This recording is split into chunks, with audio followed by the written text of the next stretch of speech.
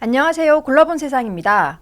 이제 반려동물은 말 그대로 가족이죠. 한국인 3명 중 1명이 강아지나 고양이 같은 반려동물과 함께 살고 있다고 하고요. 반려동물의 수도 800만 마리 가까이 된다고 합니다.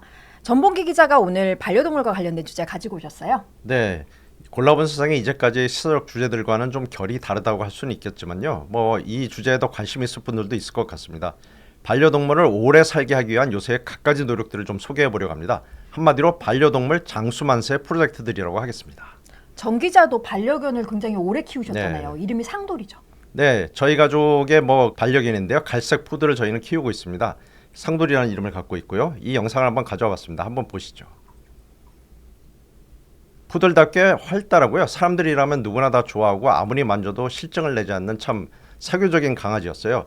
표정이 좀 웃는 표정 같은 표정을 많이 지어가지고 산책할 때 지나가다 보면 사람들이 보고 좋아하는 일도 좀 많았어요. 근데 제가 지금 과거형으로 말하고 있죠. 지금 보시는 사진이나 영상들은 사실은 대략 10년 전쯤의 모습들입니다. 네, 그리고 이게 요즘 상돌이의 모습입니다. 털이 거의 하얗게 됐죠. 그리고 눈도 예전과는 다르게 이렇게 또렷하진 못해요. 하얗게 됐어요. 걷는 것도 보시는 것처럼 이제 절뚝거리면서 걷고 있습니다. 이게 이유가 상돌이의 나이가 이제 17살이기 때문인데요. 말 그대로 노견, 할아버지가 된 건데요. 저도 마음은 좀 아프지만 이제는 상돌이와의 하루하루를 소중히 생각하면서 보내고 있습니다. 예전에 전봉기 기자의 SNS에서 봤던 네. 상돌이의 모습과 좀 많이 다른 모습이어서 마음이 아픈데요. 그런데 제가 개를 안 키워봐서 잘 모르는데 17살이면 사람 나이로 몇 살쯤 되는 거예요? 네, 사람으로 치자면 대략 80을 훨씬 넘었다고 보면 됩니다. 그러니까 90 가까이 되는 건데 이렇게 소형견은 15살에서 20살까지 산다고 보면 되거든요. 근데 대형견들은 이보다는 수명이 짧아요. 10년에서 12년 정도를 평균적인 수명으로 보고 있습니다. 그런데 요즘 반려견 수명 연장 연구의 큰 줄기 가운데 하나는 이 소형견과 대형견의 수명 차이에 집중하고 있습니다. 한마디로 대형견을 소형견만큼 오래 살게 하자는 겁니다. 대형견을 소형견만큼 오래 살도록 한다는 게 말대로만 되면 그러니까 10년, 12년 사는 개를 16년 이상 이제 살게 한다는 네, 얘기인데 바로 그겁니다. 예, 이걸 어떻게 한다는 거예요? 네, 노열이라는 회사가 지금 이 약품을 개발 중인데요. LOI001, 003이라는 약물입니다. 대형견이 수명이 짧은 이유는 성장 호르몬인 IGF-1이 과도하게 나온 것과 관련이 있다고 알려져 있어요. 그래서 이 약물들은 이 성장 호르몬을 조절해서 대형견의 수명을 연장하는 것을 목표로 하고 있습니다. LOI001은요. 18kg 이상의 반려견을 대상으로 하고 있고요. LOI003은 27kg 이상의 더 큰 대형견을 대상으로 하고 있습니다. 물론 아직 개발 중이고요. 완성된 약은 아직 아니에요. 미국 식품의약국 FDA의 규제 절차에 따라서 연구가 진행 중이고요. 일단 LOI001은 지난 2023년 11월에 합리적인 효능 기대 인증을 받았습니다. 이건 여러 승인 단계 가운데서요. 첫 단계라고 할 수 있고요. 예비 연구 자료를 바탕으로 약물이 효능을 볼 가능성이 높으니까 계속 연구해도 된다. 이런 인정이라고 볼 수 있겠습니다. 그러면 대형견 말고 이제 상돌이 같은 소형견이나 일반적인 크기의 개를 오래 살게 하는 약도 개발이 되고 있나요? 네, 대형견만 연구해서는 안 되겠죠. 일반적인 개들 전체 소형견이건 대형견이건 다 포함하는 연구도 진행되고 있는데요. 그것도 노열사에서 같이 연구 중인데 이거는 6.4kg 이상의 10살 이상의 노령견을 대상으로 개발 중이고요. LOI002라는 약입니다. 여기 화면에 보시는 것처럼요. 이거는요 매일 먹는 알약 형태가 될 거라고 하고 있습니다. 노열사가 약물의 자세한 원리는 공개하지 않고 있어요. 비밀이니까 그러긴 하겠죠. 네. 영업상에. 근데 다만 기본적으로 나이가 들면서 생기는 대사기능 장애를 개선하는 방식이라고 이렇게 알려져 있습니다. 대사기능이 좋아지면 노화로 인한 질병을 늦추거나 예방할 수 있는 아주 일반적인 효과들을 거둘 수 있다는 거죠. 네. 현재 미국 전역의 70여 개 동물병원에서요. 무려 1,300마리의 반려견이 참여하는 대규모 임상 연구로 진행되고 있어요. 이거를 보면은 수의학 역사상의 최대 규모 실험이라고 하고 있습니다. 네.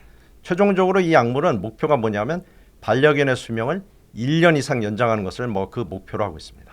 1년이면 생각보다 약효가 막 엄청난 것 같지는 않은데요. 네, 우리가 생각하기에는 1년? 별거 아니라고 생각할 수는 있는데 이 기능의 약 정도 자체가 대사 기능 장애를 개선한다는 방식이거든요.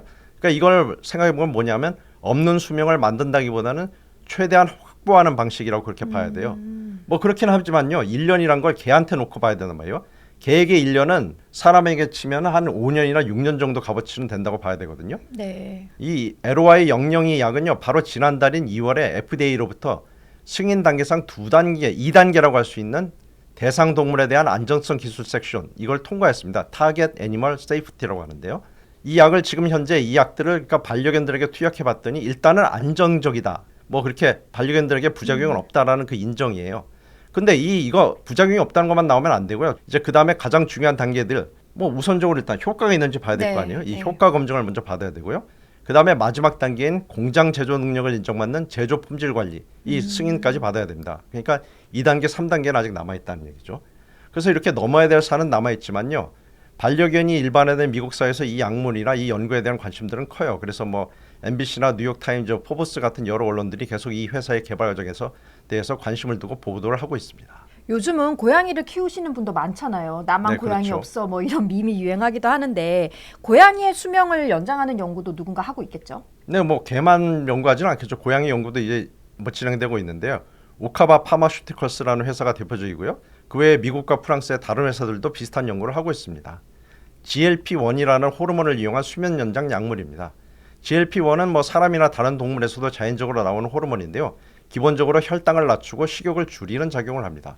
그래서 인간에게도 이 호르몬을 이용한 약물들이 쓰이고 있습니다. 현재도요. 네, GLP-1은 골라본 세상에서도 얼마 전에 WHO도 인정한 기적의 약물이라는 제목으로 소개를 해드린 적이 있는데 이 비만 치료제 위고비나 마운자료의 주 성분이잖아요. 그런데 이 호르몬으로 반려묘 수면 연장까지 하는군요. 그렇습니다. 네, 이 호르몬을 이용해서 똑같은 원리인데요. 고양이의 체중을 감량하는 방식으로 수명을 늘리겠다는 겁니다.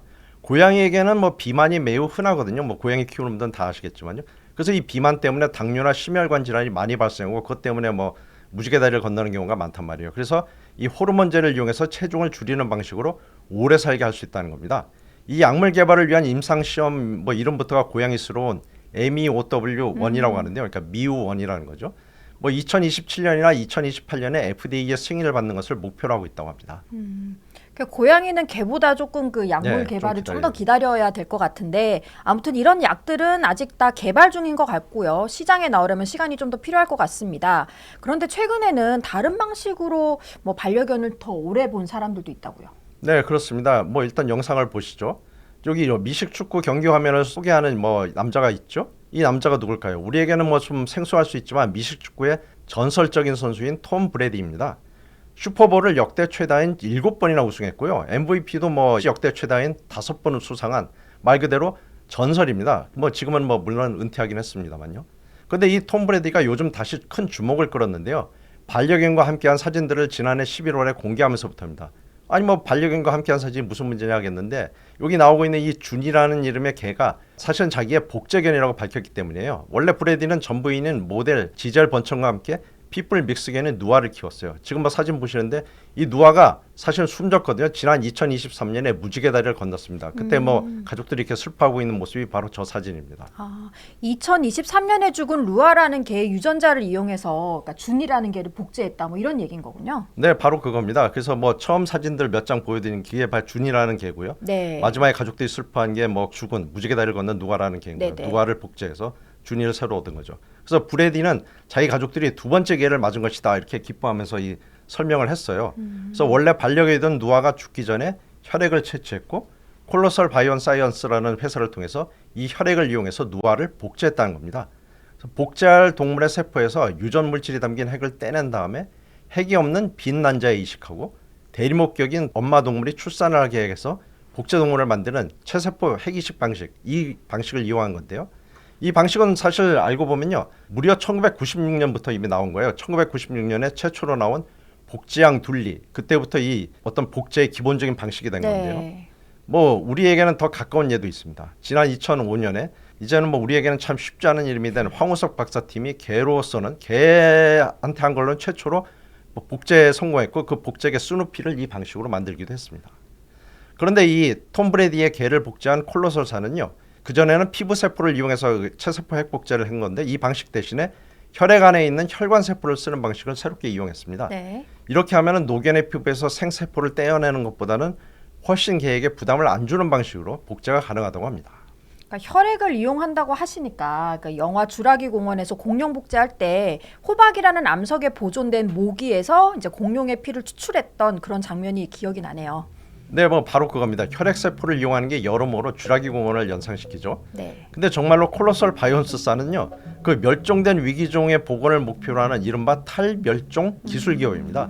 뭐 영화랑 비슷해요. 네. 그래서 얘들이 이 회사가 제일 처음 한 게 뭐냐면 영상으로 나오고 있는데 12,000년 전에 멸종된 늑대인 다이어울프를 복제를 했다고 해서 아주 뭐 논란이 되기도 했습니다.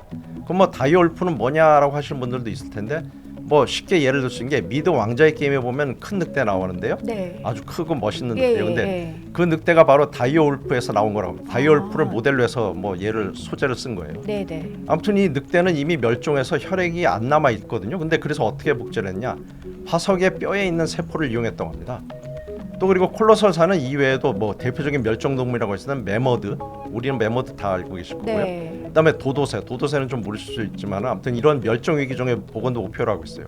특히 도도새는 뉴질랜드에서 멸종된 대형새인데요. 네. 뉴질랜드 태생의 뭐 유명 감독, 지금 사진으로 나오고 있지만 네, 네. 피터 잭슨도 이 도도새 복원에 관심이 있어서 콜로설사에 투자를 했다고 합니다. 투자자 중에 우리가 알만한 또 다른 유명인도 있어요. 앞서 그 반려견을 복제했다고 했던 톰 브래디도 왠지 투자자일 것 같고요. 네, 바로 맞습니다. 톰 브레이디도 콜로설사의 투자자예요. 반려견 복제의 뭐 자세한 내용도요, 이 회사의 보도자료를 통해서 공개를 했어요. 네. 그래서 보도자료 통해 공개하면서 뭐 좀 투자자의 공개여서 좀 논란이 되기도 그때 했었습니다. 이거 뭐 아무튼 이 외에도요, 유명인의 반려견 복제는 예가 많아요. 톰 브레이디 외에도요, 이미 그 전에도 선례들이 좀 있었는데요. 뭐 우리가 잘 아는 페리스 헬튼이라든가 뭐 배우인 바브라 스트레이잔드도 자기의 반려견을 복제했습니다. 특히 뭐 페리스 헬튼은 똑같이 마찬가지로 콜로설사의 투자자이기도 했어요. 페리스 힐튼을 옛날에 이제 저희가 인공수정 대리모 출산으로 해서도 한번 소개한 적이 있는데 역시 미국에서는 복제견을 키우는 것도 대단히 새로운 일은 아닌 것 같습니다. 네. 그런데 정말 복제하면 같은 개를 만나는 건 맞아요? 이게 어쨌든 육체적으로 정신적으로 같다고 볼 수 있을지 의문인 것이 육체적으로는 유전자가 같으니까 비슷하다고 볼 수도 있겠지만 이게 뭐 개에게 쓸 수 있는 용어인지 모르겠지만 이제 정신적으로는 새로 태어난 개의 경험에 따라서 좀 달라질 수도 있을 것 같거든요. 네, 그게 아주 말씀하신 부분이 아주 중요한 지점이에요. 복제를 하면 뭐 물론 유전적으로는 동일한 개를 얻게는 돼요. 사람으로나 뭐 다른 네. 동물로 치면 쌍둥이를 얻는다 이렇게 보면 될 수 일란성 있는데. 쌍둥이. 예. 그렇죠. 근데 우리가 쌍둥이 형제를 똑같은 사람으로 보진 않잖아요. 당연하게 그렇죠. 둘이 예. 다른 인격체란 말이에요. 기억도 생각도 인격이 다른 거 아니에요. 뭐 개는 개격이라고 해야 될지 모르겠지만 아무튼 뭐 개도 마찬가지죠. 유전적으로는 같지만 복제된 개가 그전 개의 기억을 갖고 있을 리는 당연히 없고 성격도 뭐 같다고 볼 수는 없는 거예요. 전문가들도 뭐 이 부분을 얘기를 하고 있습니다. 그러니까 개의 행동도 선천적인 요인과 후천적인 요인 모두에 의해서 결정된다는 거예요. 그래서 복제견이 외형적으로는 뭐 그전 개하고 같다, 아니면 뭐 닮았다고 하더라도 그전에 키우던 개와 같은 방식으로 똑같은 방식의 유대감을 갖기는 좀 그건 좀 어렵다 이렇게 설명하고 있는 거죠. 그러니까 새로운 복제견도 뭐 그 나름의 방식, 다른 방식으로 뭐 사람에게 뭐 가족에게 유대감을 갖게 하겠지만 그 전에 키우던 개와 똑같은 방식, 똑같은 경험을 주지는 않는다는 거죠. 반려동물 복제 비용은 얼마나 돼요? 그러니까 적은 금액은 아닐 것 같거든요.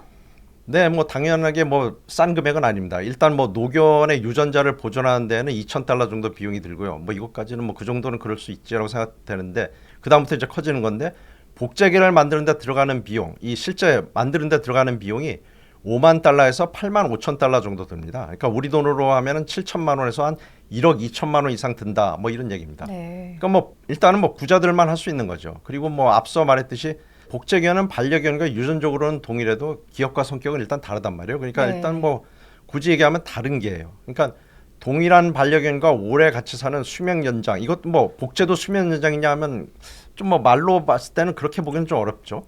뭐 그러다 보니까 동물보호 단체들은 뭐라고 얘기하냐면은 반려견을 그렇게 비싼 돈 내서 복제하지 말고 차라리 뭐 입양을 해라. 특히 네. 뭐 이렇게 유기견들 입양하는 이런 거를 좀 해달라 이렇게 비판하기도 합니다. 왜냐하면 뭐 자기가 키우던 개의 수명 연장은 아니긴 아니니까. 네, 그렇죠. 오랜 기간 가족처럼 지낸 반려견과 더 오래 같이 살고 싶고 또 가능만 하다면 복제를 통해서라도 다시 살려내고 싶은 마음은 충분히 이해가 가는데요. 그런데 말씀해 주셨듯이 복제 방식은 비용적인 문제도 있고 이게 정말 죽은 반려동물을 다시 만나는 기회인지는 의문이 들기도 하고요. 유전자 조작이라는 점에서 윤리적 기준도 필요할 거라는 생각이 듭니다. 네, 수명 연장 약물들의 개발도요 기대가 되는 거는 맞지만 일단 보면은 지금 키우는 반려동물들의 건강을 신경 쓰면서 같이 행복하게 사는 게 뭐 더 우선일 수 있다 이런 생각이 듭니다. 네. 그리고 제 동료들 중에서요, 얼마 전에 반려견 가족을 떠나보낸 친구가 있는데요. 왕종명 기자의 가족 쫑이가 무지개 다리를 2주 전쯤에 건넜습니다. 이렇게 쫑이처럼 가족들에게 행복을 주다 떠나간 반려동물 친구들을 생각하면서 오늘 골라본 세상을 마치도록 하겠습니다. 네, 안녕히 계십시오.